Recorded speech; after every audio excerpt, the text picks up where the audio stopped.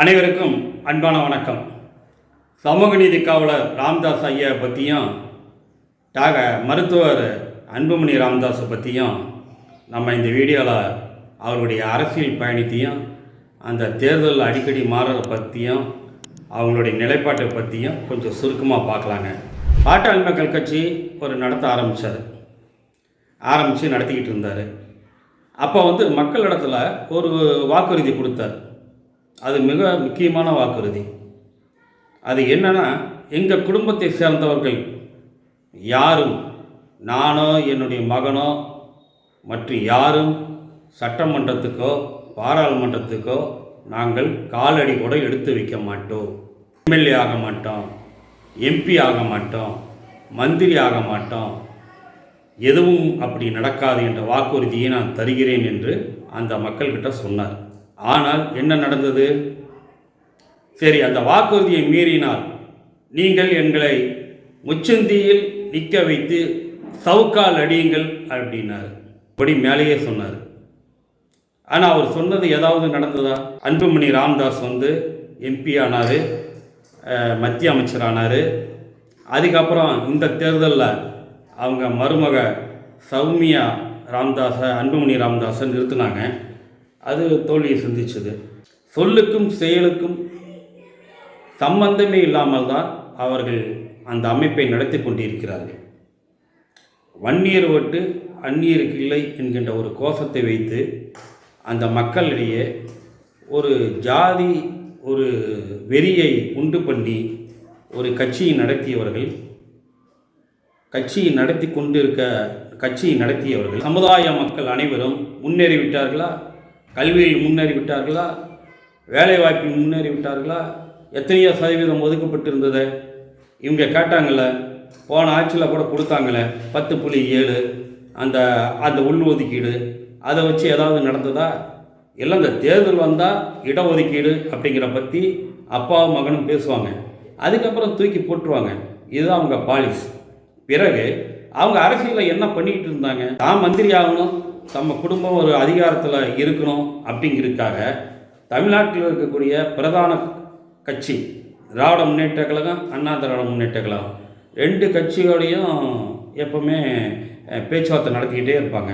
ஒருத்தர் அங்கே பேசுவார், ஒருத்தர் இங்கே பேசுவார். சீட்டு இவ்வளோ வேணும்னு டிமாண்ட் பண்ணுவார். அப்புறம் தேர்தல் செலவுக்கு ஒரு அமௌண்ட்டு கேட்பாங்க. அப்புறம் நாங்கள் வந்துட்டோம்னா ராஜ்யசபா ஒன்று கேட்பாங்க. இதெல்லாம் தொடர்ந்து இது மாதிரி ஒரு சந்தர்ப்பவாத அரசியல், சந்தர்ப்பவாத தேர்தல் பேச்சுவார்த்தைகள், இப்படி தான் அவங்களுடைய தேர்தல் அரசியல் நடத்தி கொண்டு இருக்காங்க. இதெல்லாம் வன்னியர் மக்களுக்கு ஓரளவு புரிய ஆரம்பிச்சிருச்சு. அந்த சமுதாய மக்கள் புரிந்து கொண்டார்கள். ஆண்டுக்கு இடைத்தேர்தல் நடத்தணும், அதை பாராளுமன்ற தேர்தலுடைய நடத்தியிருக்கணும். விளவுகோட்டுக்கு இடைத்தேர்தல் சட்டமன்றத்துக்கு நடைபெற்றது. அங்கே காங்கிரஸ் ஜெயிச்சது. அதே டைமில் இங்கேயும் நடத்திருக்கணும்ல. பிஜேபி தேர்தல் ஆணையத்திடம் சொல்லி என்ன நடந்தது? நம்ம இது தனியாக வச்சுக்கிட்டு இந்த ஆளுங்கட்சிக்கு எதிராக, திமுகவுக்கு எதிராக நம்ம எல்லாம் ஒன்றா சேர்ந்து பண்ணுவோம் அப்படின்னு ஒரு திட்டம் போட்டாங்க. திட்டம் போட்டு அதில் அதிமுக நிற்கல. அதிமுக ஓட்டு நமக்கு வரும்னு நினச்சாங்க. அது வந்த மாதிரி நமக்கு தெரியல. ஏதோ சில பேர் போட்டுப்பாங்க. அவங்களும் ஓரளவுக்கு புரிஞ்சுக்கிட்டாங்க. அதுக்கப்புறம் 67,000 ஓட்டு வித்தியாசத்தில் முன்னேற்ற கழகம் ஜெயிச்சது. இது நீங்கள் ஒன்று புரிஞ்சுக்கணுங்கள. நீங்கள் உங்கள் மக்களை ஏமாத்தினீங்க. இப்போ உங்கள் மக்கள் உங்களுடன் இல்லை. அதை நல்லா தெரிஞ்சுக்குங்க. நீங்கள் சமூக நீதி காவலங்கிற பட்டம் உங்களுக்கு நீங்கள் போட்டுக்கிட்டீங்க.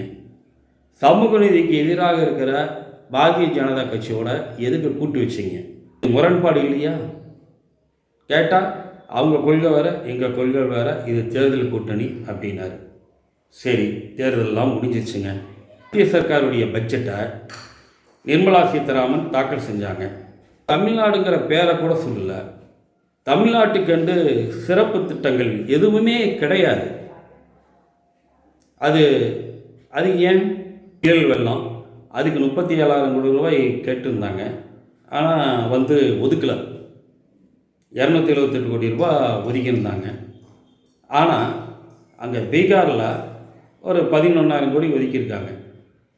அந்த அளவுக்கு அது ஒர்த்தா அப்படிங்கிறது நமக்கு தெரியல. மற்ற மாநிலங்களுக்கு நிதி பங்கீடு செய்யணும், அனைத்துக்கும் செய்யணும். மற்றவங்களுக்கு செஞ்சுட்டாங்களே எங்களுக்கு செய்யலையே அப்படிங்கிற அடிப்படையில் நாங்கள் வாதங்க வைக்கல. தமிழ்நாட்டுக்கு நீ ஏன் செய்யலை? ஜிஎஸ்டி வரி இந்த தடவை 12,000 கோடி ரூபாய் இந்த மாதம் மட்டும் கட்டியிருக்கமே. இந்தியாவிலேயே அதிகமாக வரி செலுத்தக்கூடிய மாநிலம், முறையாக வரி செலுத்தக்கூடிய மாநிலம் தமிழ்நாடு தான்.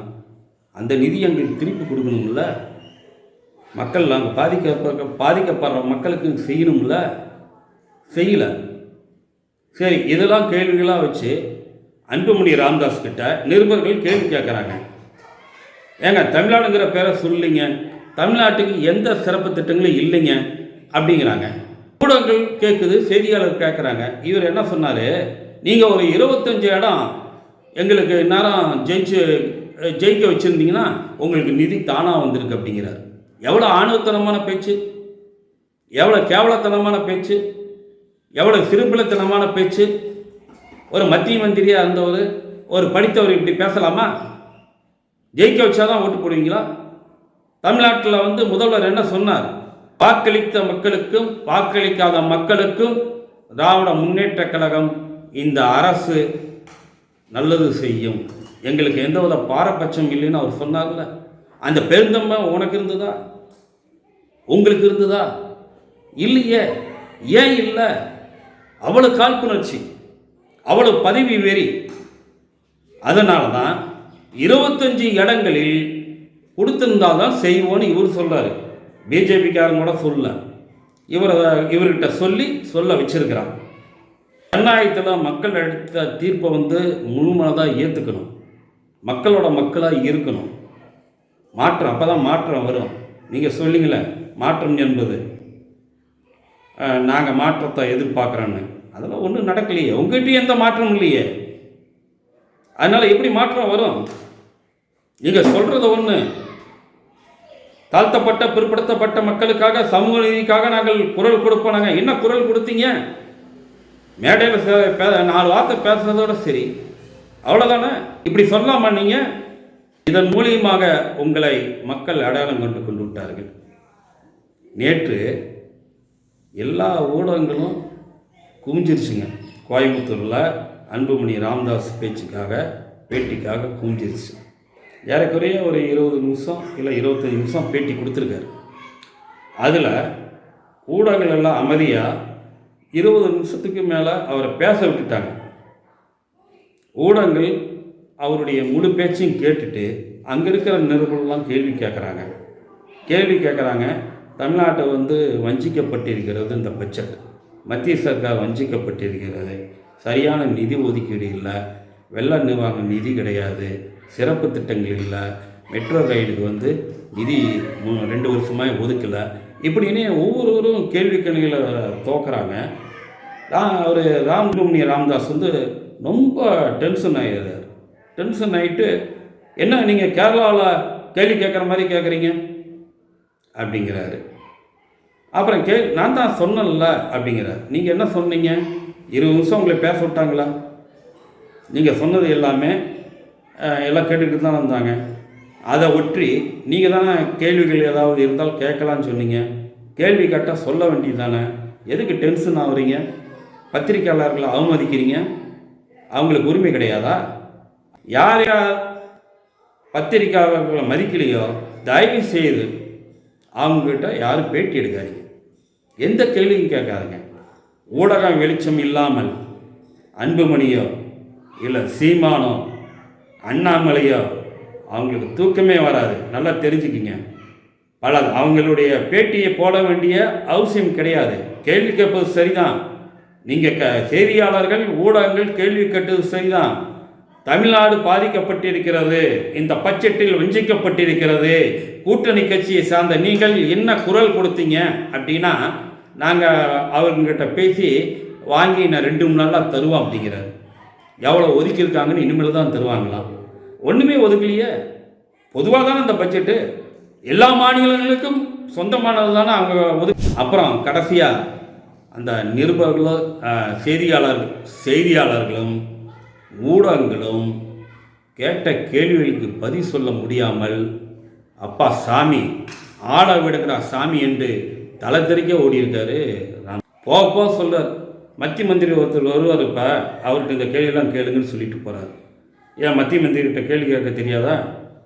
நீ இந்த வாயை விடாமல் இருந்தீங்கன்னா அவங்க கேள்வி கேட்டுக்க மாட்டாங்களா? எங்களுக்கு 25 இடம் கொடுத்துருந்தீங்கன்னா நிதி வந்திருக்குன்னு இந்த ஒரு வாயை விட்டீங்களா? உங்கள் ஊரில் விட்டீங்களா? கோயம்புத்தூரில் வந்து என்ன சொன்னீங்க? கேள்வி கேட்டதுக்கு ஒழுங்காக பதில் சொன்னீங்களா? கேரளாவில் செய்தியாளர்கள் பேசுறது போல பேசுகிறீங்களேன்னு கேரளாவில் செய்தியாளர்கள் கேள்வி கேட்குறாங்க. கேள்வி கேட்டால் அந்த அரசாங்கம் பொறுப்பாக பதில் சொல்லுகிறது. பினராயி கம்யூனிஸ்ட் அரசாங்கம் பொறுப்பாக பதில் சொல்லுகிறது. ஆனால் உங்கள்கிட்ட ஏதாவது பொறுப்புத்தன்மை இருக்கா? காழ்ப்புணர்ச்சி மட்டும்தானே இருக்குது. தேர்தலில் தோற்றோம் அப்படிங்கிற ஒரு வெறித்தனம் தானே இருக்குது. உங்களுக்கு இருக்குது, அண்ணாமலைக்கு இருக்குது, சீமானுக்கு இருக்குது, அந்த பிரேமலதாவுக்கு இருக்குது.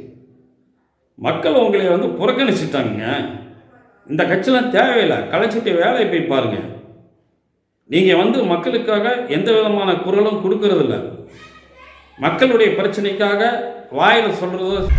உங்களுடைய ஒரே கொள்கை என்னங்க? உங்களுக்கு பதவி வெறி, பதவி பேராசை. அதுக்கு மக்கள் ஓட்டு போடல, உங்களை தேர்ந்தெடுக்கல. நீங்கள் யாருன்னு மக்கள் புரிஞ்சுக்கிட்டாங்க. அதை தெரிஞ்சுக்குங்க. மக்கள் உங்கள் பின்னால் இல்லை. ஏதோ 2%, 5%, 8% ஓட்டு வாங்கினா அது நிரந்தரமாக இருக்குமா? உங்களுடைய அந்த மோடியோடைய வித்தையெல்லாம் இங்கே காட்டாதீங்க. இது தமிழ்நாடு, படித்தவர்கள் நிறைந்த இடம். ஆகவே உங்களை இனம் கண்டு கொண்டு விட்டார்கள். இத்தனை ஆண்டுகளாக உங்களுக்கு சரி சொல்கிறீங்க அப்படின்னு கொஞ்சம் ஆதரவு கொடுத்துட்டு இருந்தாங்க. இப்போ இனம் கண்டு கொண்டு விட்டார்கள். நீங்களாக இருந்தாலும் சரி, சீமனாக இருந்தாலும் சரி, அண்ணாமலையாக இருந்தாலும் சரி, பிரேமலதா விஜயகாந்தாக இருந்தாலும் சரி, அத்தனை பேரும் உங்கள் கட்சியை கலைச்சிட்டு போங்க. உங்களால் என்ன நன்மை மக்களுக்கு? எந்த வித நன்மையும் இல்லை. இந்த மாதிரி உதிரி கட்சியெலாம் வச்சுக்கிட்டு பிரச்சனைகளை பண்ணிக்கிட்டு ஜாதி கலவரங்களை ஊற்றிக்கிட்டு அப்புறம் வந்து சீமான் மாதிரி பொய்யெல்லாம் சொல்லிக்கிட்டு அந்த ஆமக்கறி பிரச்சனை பெரிய பிரச்சனை. ஆமக்கறி சுட்டு கொடுத்தாங்கிறது இன்னும் ஓடிக்கிட்டு இருக்கு. இதெல்லாம் வேண்டாம். எவ்வளோ இந்த தமிழ்நாட்டில் எவ்வளோ திட்டங்கள் மக்களுக்கு சென்று அடைந்திருக்கிறது.